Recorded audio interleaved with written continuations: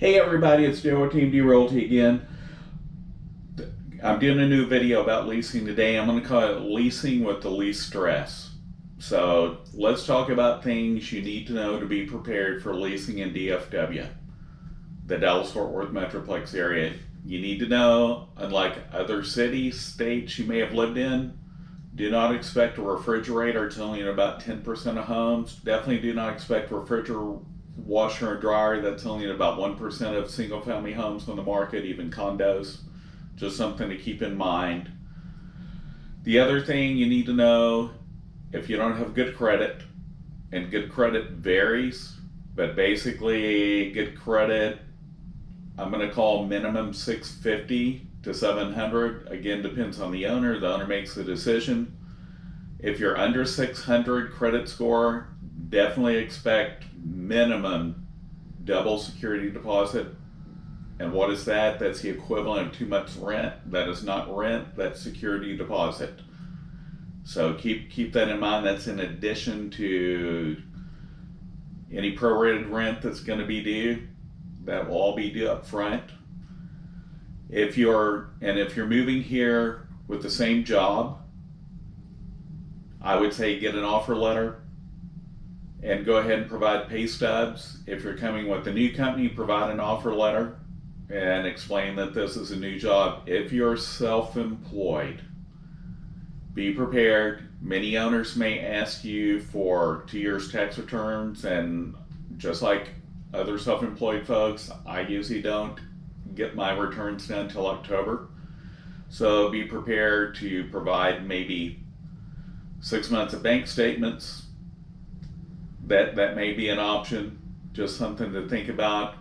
Also, whether you're self-employed or not, in this ultra competitive market in DFW, where 365 people a day are moving here in 2021, that's going to continue through about 2029 is what the word on the street is. As long as companies keep moving here, you may need to offer multiple months of rent up front to put you at the top of the line. If you have good credit, documentable income, that's always going to put you at the front. Unfortunately, with pets, many owners don't like pets. Just know if you have an aggressive breed, that's a deal killer. What's an aggressive breed? Pit Bull, Rottweiler. American Bulldog is another name some people use. There's also, if you have an ultra large dog, that may be a deal killer. Some owners don't like cats. Just be prepared for that. So again, if you've got great income, great credit, probably put you at the front of the line every time. So what do you need to know about the process?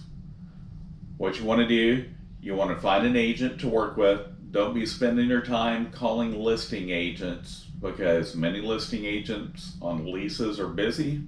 Just like when a listing agent has homes for sale, they're busy. They're probably not going to return your call. Find an agent you're comfortable with, work with them. They will take a look at the properties. A good agent's going to call the agents, text, email, however they can, to find out if there's applications in process, because you don't want to go put applications in where there's a bunch of applications already in process, unless the agent tells your agent, hey, we're not happy with any of the applications that are in now. The other thing is, be prepared.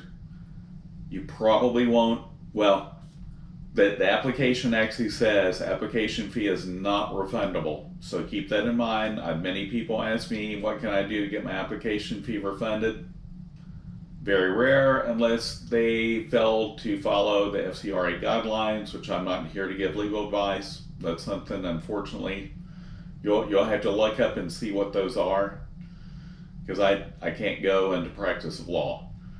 But the other thing is, the way the process works is it's usually about a 3 business day turnaround. You turn your app in, you provide documentation, at least paycheck stubs, maybe 30 days, could be 60 days. If it's a new job again, it could be a offer letter, copy your driver's licenses for everyone over 18. Everyone 18 and older has to fill out their own application. So there's a fee for each person applying. That's anyone 18 or older again. Be prepared to have all those documents ready. And again, self-employed, however you can best document your income. After that 3 days, they'll contact your employers. They'll contact, if you're renting, they'll contact your landlords. Make sure you give all those folks a heads up that that's occurring. Then, if the home is available for immediate move-in, expect the owner's going to require you to start paying for the lease, whether you're moving in or not, within 2 weeks. And there are actually some property management companies that require you be in that home within a certain time period. So that's something you want to talk to your agent about. I've run into one company that doesn't provide ovens, and you have to buy it. Would I lease a property like that? Probably not, because then you're going to have to remove it when you leave. So that's why you definitely want to work with an agent, a professional that can guide you step by step. So let's say now you're approved for the lease. What do you need to know after that?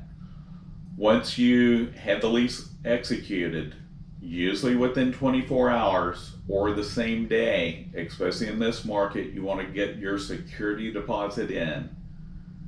And usually you can do that electronically. And I did forget to mention this, most app fees now are accepted online. Most agents and property managers will use the system to do that.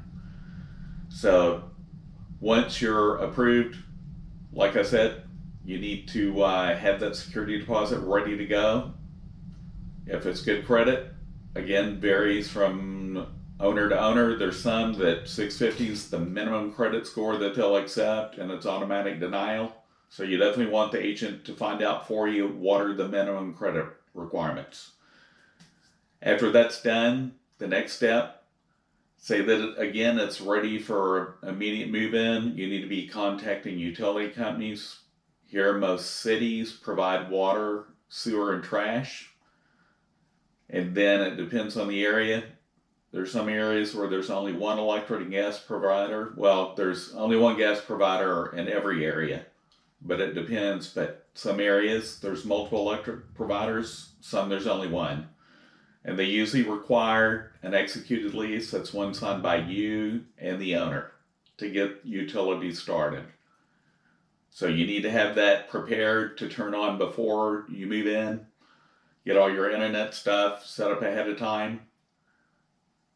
And the next thing, after that's done, when it's time to move in, there's what's called an inventory and condition form. You need to take pictures of everything in the home that looks even the slightest bit questionable. If it appears to be damaged, assume it is. You're going to get that in usually 5 to 7 days after you move in.